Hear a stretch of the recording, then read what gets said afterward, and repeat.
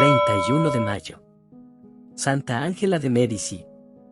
Fundadora de las Ursulinas, 1474 a 1540. El nombre de Santa Ángela de Mérici es de los que mayor celebridad han alcanzado en la historia de la Iglesia. En pleno Renacimiento, cuando se está elaborando un mundo nuevo, en el momento en que la herejía de Lutero empieza sus estragos, esta humilde creyente sin letras comprende que la ignorancia es la gran plaga de la Iglesia, y organiza para la educación de las niñas lo que San Ignacio de Loyola en favor de los jóvenes. Por donde se ve cómo Dios sabe escoger a su debido tiempo instrumentos dóciles para realizar sus designios providenciales. Funda la Compañía de Santa Úrsula, primera congregación de mujeres dedicadas a la enseñanza. Para cumplir su misión, las primeras ursulinas vivirán en medio del mundo, transformarán el ideal de la vida religiosa, que para las mujeres no pasaba del claustro y del hábito monacal.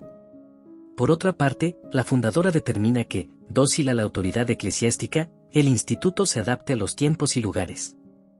A estas dos compañías de ursulinas y jesuitas, deben principalmente muchas naciones de Europa haber conservado la verdadera doctrina católica. Una familia piadosa. Infancia de una santa. Ángela nació el 21 de marzo de 1474, en Desenzano, puerto de pesca a orillas del lago de Garda, a 30 kilómetros de Brescia.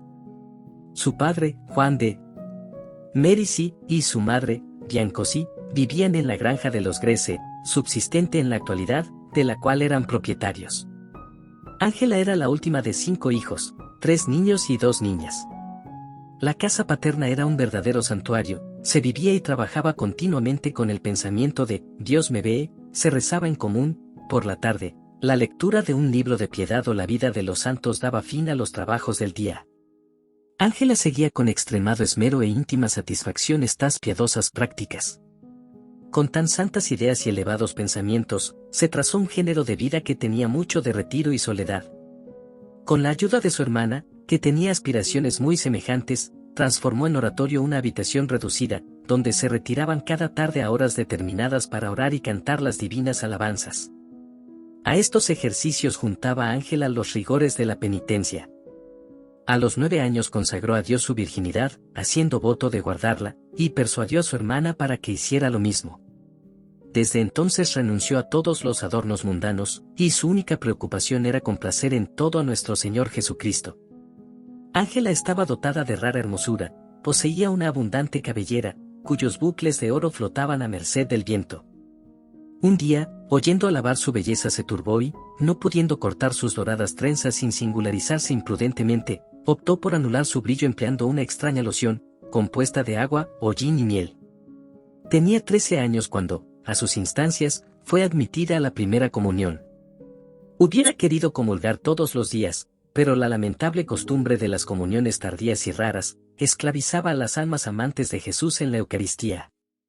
Por lo cual, cuando Jesús venía a su alma estaba en el colmo de la felicidad, pasaba todo aquel día sin querer tomar ningún otro alimento, y tenía sabrosísimos coloquios con su dulce y amable Jesús.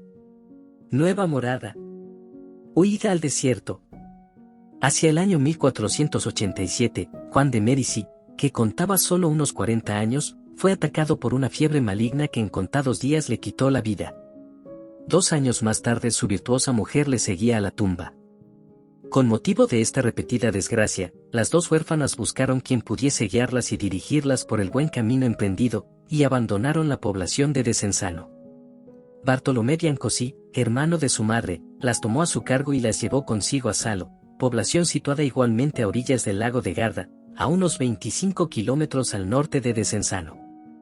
Era un rico comerciante y, sobre todo, un cristiano ejemplar muy respetado por sus conciudadanos. En esta mansión hospitalaria, donde todo favorecía sus deseos de perfección, fue fácil a las 2 jóvenes trazarse acertado reglamento de vida, distribuyendo el día entre el trabajo y la oración, sin dejar un solo instante a la ociosidad. Si la desgracia había aumentado el cariño entre Ángela y su hermana, haciendo que cada día sirviesen con más amor a Dios, el bienestar de su nueva existencia contrariaba sus deseos de mortificación. Enardecidas con la lectura de los padres del desierto, determinan un día buscar en la montaña alguna cueva donde poder llevar vida eremítica. Con mucho ardor y decisión parten después de oír misa, solas, sin provisiones y sin manifestar nada a nadie.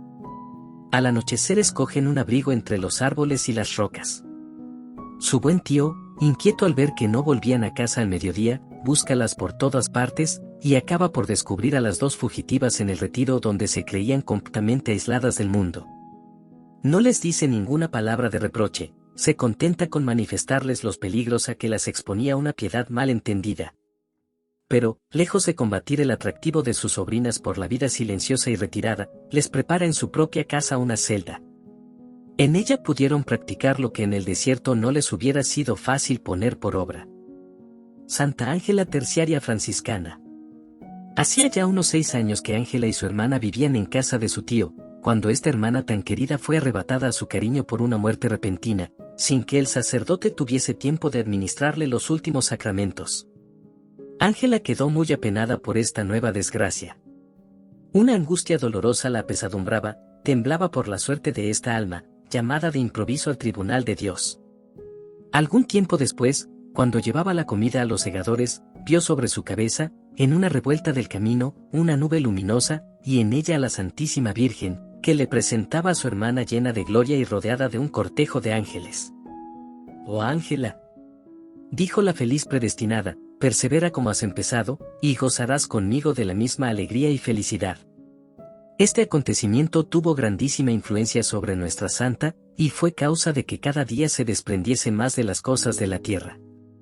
Por esta época determinó entrar en la Orden Tercera de San Francisco, cuyo espíritu y regla abrazó en toda su plenitud y eficacia. Desde aquel momento se llamó Hermana Ángela.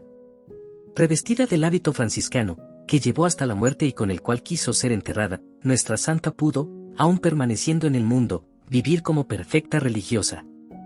También por este tiempo, en 1495 o 1496, la muerte le arrebató a su tío Bartolomé. Ángela volvió a habitar la casa paterna en Desenzano, en donde permaneció 20 años más. Al principio de su regreso a Desenzano, Ángela administró el patrimonio que había heredado, pero, por amor a la pobreza, poco a poco fue despojándose del mismo y acabó por vivir de limosna. Sus penitencias fueron cada día más rigurosas, una tabla o una estera sobre el suelo formaban su cama, y unos sarmientos o una piedra le servían de almohada. Salía de casa raras veces, el cilicio, las flagelaciones y los ayunos continuos, mortificaban sin compasión su cuerpo. La Sagrada Eucaristía, que recibía todos los días con el asentimiento de su director, la alimentaba y sostenía milagrosamente. Entre las almas que en esta época trabaron amistad con nuestra santa, se contaba una joven cuyo nombre no nos es conocido, y que durante largo tiempo fue su compañera. Juntas rezaban, trabajaban y visitaban a los pobres. Este cariño entre ambas amigas, fue también roto por la muerte hacia el año 1506. Un mes, poco más o menos, después de este acontecimiento, Ángela va al campo en compañía de algunas amigas. Mientras éstas meriendan, ella se retira para orar a la sombra de un emparrado, en un lugar llamado Brudazo. De pronto, las nubes se separan, rodéala una luz resplandeciente y surge una escala semejante a la del iris, que llega hasta el cielo. Muchedumbre innumerable de vírgenes suben y bajan por ella, vestidas con túnicas resplandecientes y llevan diadema real. Van de dos en dos dándose la mano, y un cortejo celestial de ángeles músicos las acompañan con arrobadoras melodías. Separándose del grupo, una de las vírgenes, en la que Ángela reconoce a la amiga que acaba de perder, se acerca a nuestra santa y le dice: «Ángela, has de saber que Dios te ha enviado esta visión para indicarte que, antes de morir, fundarás en Brescia una sociedad de vírgenes muy semejantes a estas». Ángela comunicó a sus compañeras lo que acababa de suceder, y ellas se pusieron bajo su dirección para consagrarse a obras de celo, educar a los párvulitos, reunidos para enseñarles las oraciones y el catecismo, visitar y socorrer a los pobres y enfermos, entrar en los talleres y lugares de trabajo para combatir la blasfemia. Era como un bosquejo de la obra anunciada por la visión. La acción de la naciente sociedad se dejó pronto sentir, un renuevo de vida cristiana floreció en Desenzano y en toda la región. Ángela se trocó entonces en persona veneranda, venían a visitarla, a recibir sus consejos y encomendarse a sus oraciones. Sin embargo, la visión había hablado de Brescia. En efecto, en dicha población había decidido la providencia poner las bases de la futura congregación. Había por entonces en Brescia una familia rica, los Pentagola, grandes bienhechores de toda buena obra, de las iglesias y de los monasterios, que iban cada año a pasar los meses de verano en su casa de campo de Patengo, aldea próxima a Desenzano. Habiendo conocido las virtudes y los méritos de Ángela, pronto fueron amigos y protectores de su naciente sociedad. Aconteció en 1516 que los Pentagola, recién llegados a Brescia, tras una estancia de 4 meses en Patengo, perdieron por muertes súbitas y seguidas a sus 2 hijos. Abrumados de pena acuden a la caridad de Ángela y la ruegan los vaya a consolar. Obedeciendo a sus superiores espirituales, que le mandan acceder a la súplica, Ángela toma las providencias que juzga necesarias para asegurar durante su ausencia el buen funcionamiento de su pequeña sociedad de Desenzano, y sale para Brescia, en donde van a cumplirse las divinas promesas. En Brescia. Peregrinaciones a Jerusalén y Roma. Brescia acababa de sufrir el triste azote de la guerra que durante 20 años desoló a Italia, y particularmente al milanesado y al Véneto. En medio de tal desolación, Ángela aparece en verdad como el ángel de Dios. Predica a todos la conversión y reforma de vida. Su pobre celda, cerca de la iglesia de San Bernabé, puede apenas contener a los que desean verla. Aquello parece una universidad, pues entre otras gracias sobrenaturales, Ángela ha recibido el don de la ciencia infusa, habla latín sin haberlo estudiado nunca, explica los puntos más difíciles de las Sagradas Escrituras y trata los asuntos teológicos con tan grande precisión, que los más graves doctores acuden a sus consejos de vidente. Un estudiante de la Universidad de Padua, fue a Brescia para cerciorarse de lo que se decía de la sierva de Dios. Presentóse magníficamente vestido, con bonete encarnado de doctor y en él la pluma vistosa y larga que imponía la moda de aquella época. Estudio, le dijo, con gran deseo de llegar a ser sacerdote, y anhelo saber si es, efectivamente, esta la voluntad de Dios. Tiene usted que mejorarse mucho, le respondió ella, antes de abrazar un estado que pide sencillez y modestia, pues me parece que está muy inclinado a la vanidad. El joven, confundido, confesó su equivocación y comenzó con denuedo la reforma de su vida. Consiguió también Ángela reconciliar personajes de la aristocracia que hacía largo tiempo se profesaban un odio mortal. Este hecho tuvo una resonancia considerable. El duque de Milán, Francisco Sforza, encantado de la sabiduría de sus consejos, la llamaba su madre espiritual y procuraba retenerla a su lado. Aunque Ángela nada haya manifestado de sus tentaciones, no se puede dudar que el demonio, ante tanta santidad, redoblaría sus esfuerzos para inducirla a vanidad, valiéndose de las astucias propias del espíritu maligno. Se sabe de cierto, que un día el demonio se le presentó en forma de ángel de luz y le dirigió palabras de alabanza. Ángela advirtió el engaño, un ángel que adula, no puede ser más que un demonio. Retírate, le dijo, tú eres el espíritu de la mentira. No soy más que una pecadora indigna de ser visitada por los ángeles del cielo. En el mes de mayo de 1524, Ángela emprendió con uno de sus primos, Biancosì, y un rico gentilhombre bresciano, la peregrinación a Tierra Santa, pero al desembarcar en Candía, perdió de repente la vista. No obstante, resolvió seguir el viaje. Al llegar a la Santa Colina del Calvario renovó sus votos, y en la iglesia del Santo Sepulcro recibió nuevas luces acerca de su misión. A la vuelta, como el navío hiciera escala nuevamente en Candía, Ángela fue conducida a una iglesia donde se veneraba un Santo Cristo milagroso. Púsose en oración y al momento recobró la vista. Los peregrinos siguieron su travesía con gran alegría y satisfacción, y llegaron sanos y salvos a Venecia, después de haberse salvado milagrosamente de una terrible tempestad, y haberse podido librar de la persecución de los piratas berberiscos. Apenas desembarcaron en Venecia, la sierva de Dios fue objeto de la admiración de todas las gentes, las autoridades civiles y religiosas le ofrecieron la dirección de los hospitales. Ella lo rehusó muy agradecida y, viendo lo que hacían para retenerla, huyó en secreto y se encaminó a Brescia. Al año siguiente fue a Roma para ganar el jubileo. Al entrar en la Basílica de San Pedro encontró a un camarero del Papa, que había sido compañero suyo de viaje al regresar de Tierra Santa, el cual la presentó al sumo pontífice. Sabedor de las maravillas debidas a la santidad de esta humilde mujer, Clemente VII hubiera querido que fijase su residencia en Roma, para ponerla al frente de las casas de caridad, pero Ángela le dio a conocer su visión de Brudazo y la misión que de Dios había recibido. El Papa la escuchó y bendijo la fidelidad que ponía para seguir el divino llamamiento. Fundación de las Ursulinas. 5 años han de pasar antes de que la fundadora ponga las bases de su instituto. La guerra ha vuelto a Italia, por la histórica rivalidad de Francisco y Carlos V.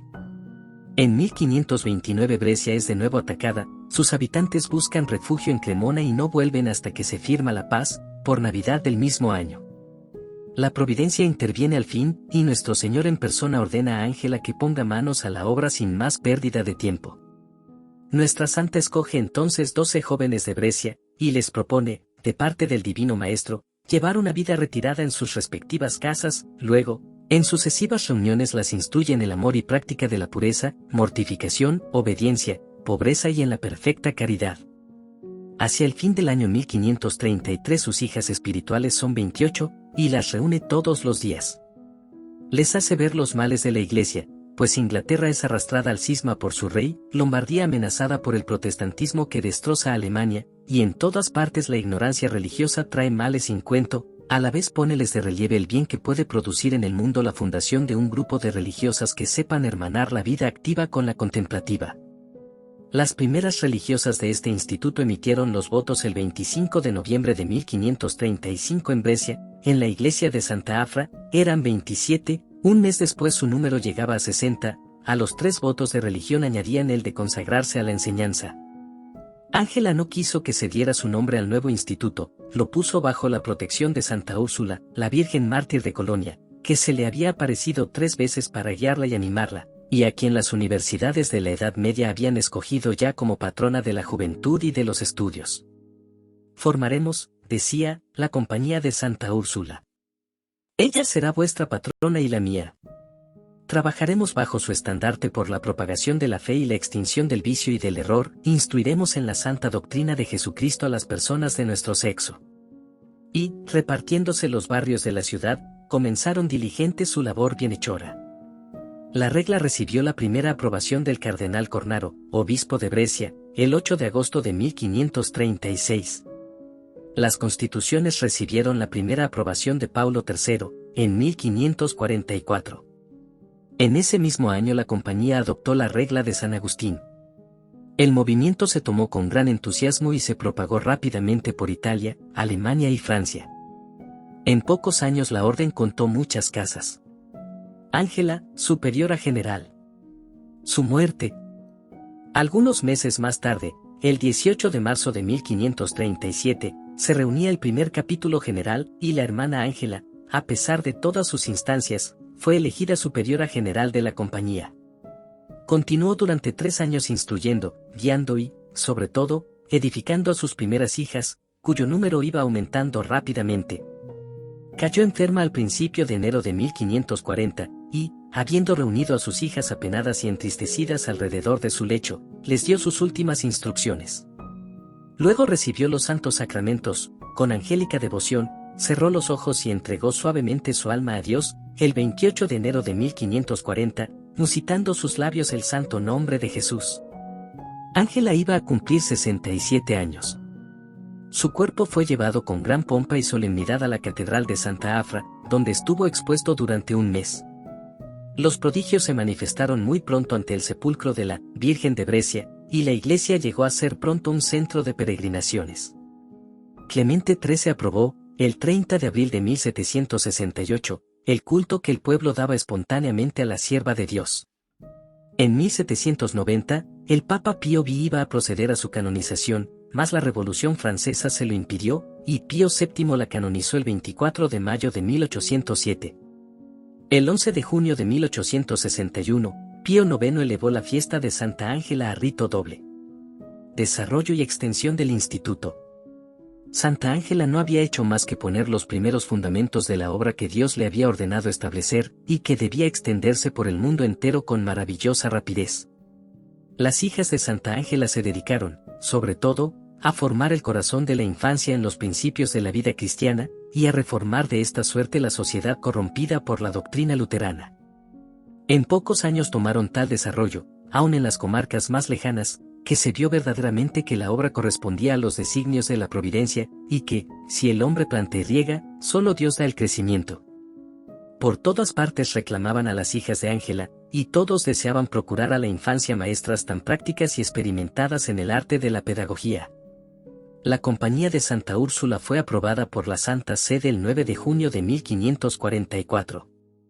Las comunidades de Santa Úrsula eran independientes entre sí, pero un deseo general de unión se manifestó en el seno de la orden a fines del siglo XIX. De aquí nació la Unión Romana de las Ursulinas, realizada por el Papa San Pío X, por un decreto del 14 de septiembre de 1903.